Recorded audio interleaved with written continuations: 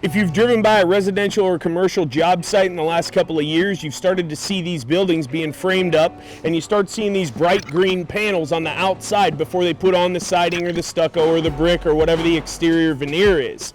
This panel is called a zip panel. And what this panel does is it provides the exterior wall sheathing that is a nailable surface, but it's got a waterproof coating on the outside of it. So instead of having to put up an OSB or a CDX sheathing and then put a waterproofing paper like Tyvek over it, now you've got a 2-in-1 system. This is called a zip panel. This is made by a company called Huber, H-U-B-E-R. It's a German engineering company. They make all types of good high-tech building materials. Once you have sheathed your entire walls, all of your walls, and sometimes people will even put this on the roof, you come through and you install seam tape on all of your seams to waterproof. I also like to seam tape all of my nail rows because this is the moisture and wind and vapor barrier for your house. So if you put up a reservoir veneer like brick or stone, moisture and wind can still go through that.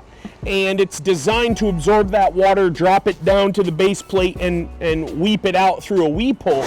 But you don't want the moisture that gets behind your brick or your stucco or your stone or even your siding to come through your seams or come through your nail rows. When I come in here and I set my windows, I'm also going to use a flashing tape, also made by this same manufacturer, to tape around all my windows and around all my doors and around all my other exterior penetrations. When you see the green zip panels, those are 7/16, which is what code requires as a sheathing, especially in our warmer climate states. If you see the red panels, that's a 5/8. We use that a lot of times up on top of the roof or where we've got a heavy exterior veneer that's cantilevering. Like if you've got stone up high on an entryway, you need that sheathing to be a little thicker so it can hold the brick ties because it's holding a lot of weight back. This is a great system. I recommend it. It's all I use now. I don't use the sheathing with the vapor barrier over it.